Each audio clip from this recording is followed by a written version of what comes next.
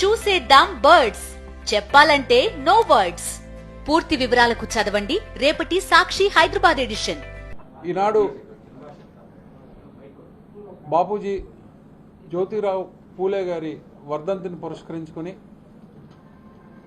బడుగు బలహీన వర్గాల ఆశాజ్యోతి అయినటువంటి పూలే గారికి ఘనమైన నివాళులు అర్పిస్తూ వారు చేసినటువంటి వెనకబడిన తరగతుల వంటి వారికి వాళ్ళు రూపొందించినటువంటి మార్గాల్ని ఒకసారి తలుచుకుంటూ వానికి ఘనమైన నివాళులు అర్పిస్తూ మరి ఈనాడు ఈ రాష్ట్ర ప్రభుత్వం ఈ రాష్ట్రంలో జరుగుతున్నటువంటి పరిస్థితుల్ని మనం గమనించినట్లయితే ఇది చాలా మంచి ప్రభుత్వం అని ఓదరగొట్టుకుంటూ ప్రజల్లోకి ఒక పెద్ద కార్యక్రమం తీసుకెళ్ళినటువంటి సందర్భం మనం అందరం చూస్తూ ఉన్నాం. మీ ద్వారా మేము ప్రశ్నిస్తూ ఉన్నాం. మంచి ప్రభుత్వం అంటే ఇచ్చినటువంటి హామీలను అమలు చేసి వాళ్ళకి మనం ఏవైతే వాగ్దానాలు చేశామో వాళ్ళని అమలు చేసి వాళ్ళ చిత్తశుద్ధి చాటుకుని మేము చెప్పింది చేశాము, రాబోయే కాలంలో ఈ సూపర్ 6 అమలు చేస్తున్నాం, ఇంకా ఎక్కువ పథకాలు ఇస్తాం అని చెప్పేటువంటి పరిస్థితులు ఉండాలి. కానీ మనం ఈనాడు చూస్తే ఆ సూపర్ 6 అనేవి టోటల్గా అటకెక్కి వెళ్ళిపోయినాయి. మనం 1,50,00,000 రూపాయలు 1,50,00,000 రేషన్ కార్డులు ఉన్నట్లయితే వాళ్ళు మరి బడ్జెట్లో ఈ గ్యాస్ సిలిండర్లకు ఎంతమందికి మాత్రం ప్రవేశపెట్టారనేది మనం అందరం గమనిస్తూ ఉన్నాం.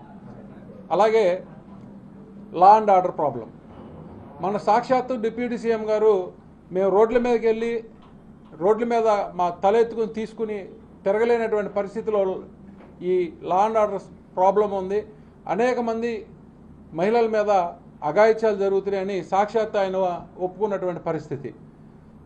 మనం ఈ ప్రభుత్వం వచ్చి సుమారు 6 నెలల కాలంలో దాదాపు 110 మంది మహిళల మీద అఘాయిత్యాలకి పాల్పడటం జరిగింది. ఇదేనా మంచి ప్రభుత్వం అంటే అని మీ ద్వారా ప్రశ్నిస్తూ ఉన్నాం. ఇదేనా మంచి ప్రభుత్వం అంటే? మీరు ఏం చెప్పారు? ఆడవాళ్ళకి చట్టబద్ధత కల్పిస్తాం, ఆడవాళ్ళకి తలెత్తుకుని తిరిగేటువంటి పరిస్థితి కల్పిస్తాం, వాళ్ళకి ఎటువంటి పరిస్థితి డోకాలైనటువంటి పరిస్థితి కల్పిస్తాం అన్నటువంటి పరిస్థితి నుంచి ఈనాడు మీకు ముచ్చిమారులో జరిగినటువంటి సంఘటనలు ఈనాడికి కూడా వాళ్ళకి బాలిక శవాన్ని కూడా కనీసం అప్పచెప్పనటువంటి పరిస్థితి, దౌర్భాగ్యమైన పరిస్థితిలో ఈ కూటమి ప్రభుత్వం నడుస్తూ ఉందని మీ ద్వారా తెలియజేసుకుంటా ఉన్నా. మరీ ముఖ్యంగా ఆరోగ్యశ్రీ, పేదవాడికి కలగా మిగిలినటువంటి ఆరోగ్యం, వైద్యం చేయించుకునేటువంటి పరిస్థితి ఆనాడు డాక్టర్ రాజశేఖర రెడ్డి గారు ప్రవేశపెట్టినటువంటి ఆరోగ్యశ్రీని ఏ రకంగా వీళ్ళు తూట్లు పొరిసి ఇవాళ కనీసం కార్పొరేట్ హాస్పిటల్కి వెళ్తే వైద్య సదుపాయాలు లేక వైద్యులు మనని వీళ్ళు తీసుకెళ్ళినటువంటి ఆరోగ్యశ్రీ పరిస్థితిని కనీసం యాక్సెప్ట్ చేసేటువంటి పరిస్థితి లేనటువంటి పరిస్థితులు మనం చూస్తూ ఉన్నాం. ఇదేనా మీ మంచి ప్రభుత్వం అని అడుగుతూ ఉన్నాం. మరీ ముఖ్యంగా మీరు చూసినట్లయితే ఫీజు రియంబర్స్మెంట్, పేద బడుగు బలహీన వర్గాలకు చెందినటువంటి పేద విద్యార్థులు చదువుకుంటానికి ప్రవేశపెట్టినటువంటి ఫీజు రియంబర్స్మెంట్ బకాయిలు చెల్లించకపోవడం కారణంగా ఇవాళ కాలేజీ యాజమాన్యాలు డబ్బులు కట్టి మీకు టీసీలు లేకపోతే డబ్బులు కట్టి హాల్ టికెట్లు తీసుకెళ్ళండి, పరీక్షలు రాయండి అనేటువంటి పరిస్థితి కనిపిస్తూ ఉంది. మీరు ఎందుకని ఇదేనా మీ మంచి ప్రభుత్వం అంటే మేము ప్రశ్నిస్తూ ఉన్నాం. మంచి ప్రభుత్వం అంటే పేద ప్రజలకి వాళ్ళకి చేదోడు వాదోడుగా ఉంటూ వాళ్ళకి ఆసరాగా నిలిచి వాళ్ళకి బాసటగా నిలవాల్సినటువంటి ఈ ప్రభుత్వం వాళ్ళని అందరినీ కూడా మరి ఇంకా ఎక్కువ ఇబ్బందుల్లోకి తోసేటువంటి పరిస్థితి గమనిస్తూ ఉన్నాం. ఇదేనా మీ మంచి ప్రభుత్వం అంటే అని మేము ప్రశ్నిస్తూ ఉన్నాం.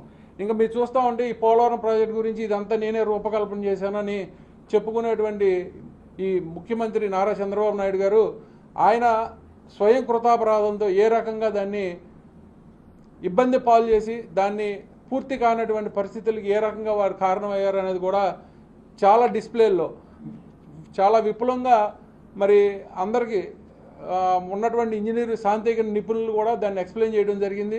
ఆయన కూడా స్వయంగా నీటిపారుదల శాఖ మంత్రి మా తప్పిదం వల్లనే ఇది జరిగిందని ఒప్పుకోవడం జరుగుతూ ఉంది.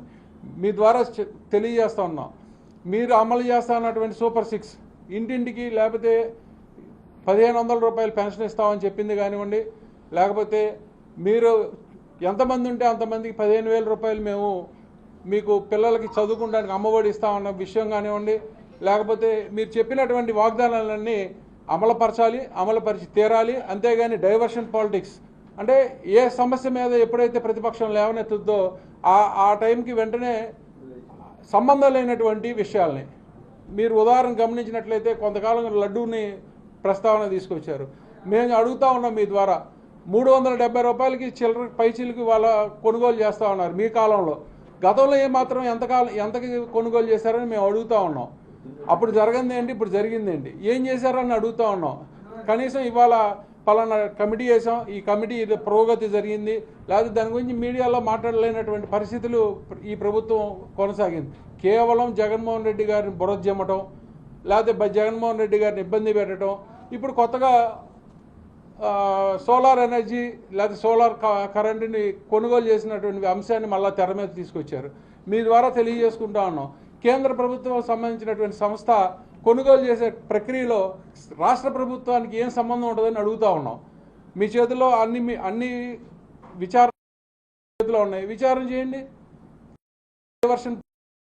మీరు ఇచ్చినటువంటి హామీలను అమలు చేయడం చేతగాక కేవలం జగన్మోహన్ రెడ్డి గారి ప్రతిష్టను మాత్రమే మీరు దిగజార్చేటువంటి ప్రక్రియనే ఎన్నుకున్నారు తప్పితే మనం ఈ ప్రజలు మనం ఎన్నుకున్నారు, మనం ఇచ్చినటువంటి హామీలు ఏ విధంగా అమలు చేయాలి దాని మీద అసలు ఏమాత్రం దృష్టి లేదు. మొన్న ఈ మధ్య చూస్తూ ఉన్నాం, గతంలో ఇక్కడ శాసనసభ్యులుగా పనిచేసినటువంటి కొలిసిపార్సాది గారు మంత్రివర్యులు మొన్న అసెంబ్లీ సమావేశాల్లో మాట్లాడుతూ ఉన్నారు. గత ప్రభుత్వం ఏది పేద బడుగు బలహీన వర్గాల ఇళ్ల పట్టాల విషయంలో కొనుగోలు చేసినటువంటి విషయంలో కానివ్వండి, లేకపోతే అనుసరించినటువంటి విధానాల్లో చాలా లోపాలు ఉన్నాయని ఆయన తెలియజేస్తూ ఉన్నారు. మీ ద్వారా మేము ఒకటే ప్రశ్నిస్తూ ఉన్నాం, ఆ రోజు ఇదంతా చాలా బ్రహ్మాండం అని చెప్పినటువంటి మీరు ఇవాళ ఎందుకని అది తప్పైందని మీ ద్వారా ప్రశ్నిస్తూ ఉన్నాం. మీరు పార్టీ మారితే మారి ఉండొచ్చు, మేమేం దానికి ఏం కాదనం, ఎవరి వ్యక్తిగతమైన ఇష్టాల ప్రకారం మారుతాం. కానీ నిర్దేశించినటువంటి ఒక విధానాన్ని ఎత్తి చూపించడం అనేది మనకు నచ్చినప్పుడేమో నచ్చినట్టు మాట్లాడుతాం, నచ్చినప్పుడేమో నచ్చినట్టు మాట్లాడతాం అనేది చాలా తప్పు. ఇవాళకైనా సరే ఈ నియోజకవర్గంలో ఏదో లోపాలు జరిగినాయని మీరు భావించినట్లయితే మీ మీద మీ చిత్తశుద్ధి ఉంటే ఎంక్వైరీ కమిషన్ వేసుకుని మీ ద్వారా మీరు మీ యొక్క చిత్తశుద్ధిని నిరూపించుకోమని మీ ద్వారా తెలియజేసుకుంటూ, మరి న్యాయ వ్యవస్థ రాష్ట్ర ప్రభుత్వం అవలంబిస్తున్నటువంటి లా అండ్ ఆర్డర్ సమస్యల్ని ఇదే విధంగా కనుక అక్రమంగా కనుక మా పార్టీ యంత్రాంగం మీద మా పార్టీ కార్యకర్తల మీద కనుక చేస్తే తీవ్రమైన ప్రతిఘటనలు ఎదుర్కోవాల్సిన పరిస్థితి ఉంటుంది. మేము చూస్తూ ఊరుకునేటువంటి పరిస్థితి ఎటువంటి పరిస్థితుల్లోనే ఉండదు. మీకు చాలా హాలిడే పీరియడ్ అయిపోయింది. అంతేగాని తప్పుడు కేసులు తప్పుడు విధానాలతో కనుక మీరు మా మీద కనుక యుద్ధం చేయాలనే ఆలోచన విరమింపు చేసుకుని మీరు చెప్పినటువంటి పూర్తి స్థాయి ఈ సూపర్ 6ని అమలు చేయాలని కోరుకుంటూ సెలవు తీసుకుంటున్నాం.